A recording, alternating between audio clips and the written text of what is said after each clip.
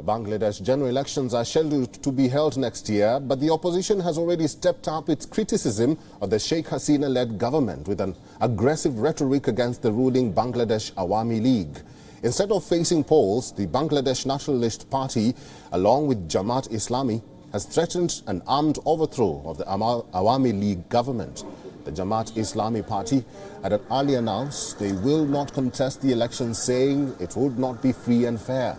The Bangladesh Nationalist Party has raised human rights issues, saying that Sheikh Hasina's government has failed to protect the rights of the minority community in Bangladesh. Bangladesh Nationalist Party leader Abdul Buyan went a step ahead and threatened to murder the country's Prime Minister Sheikh Hasina.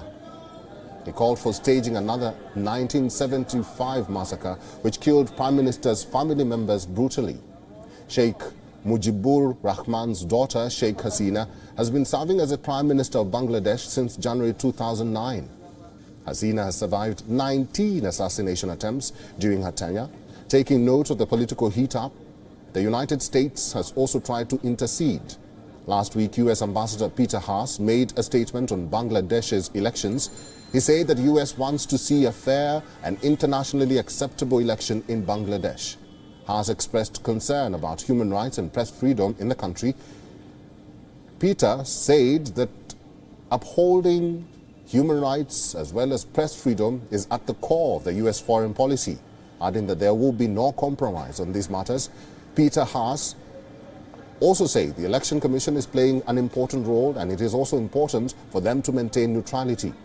Remember, in the last general election held in 2018, Sheikh Hasina had won a third straight term to power.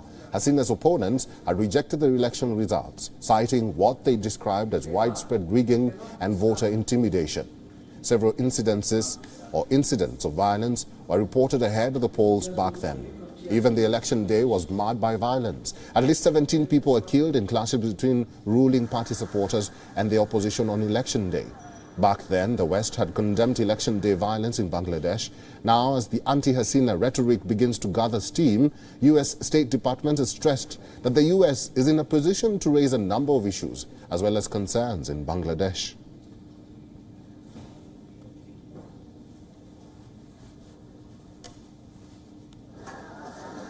WION is now available in your country. Download the app now and get all the news on the move.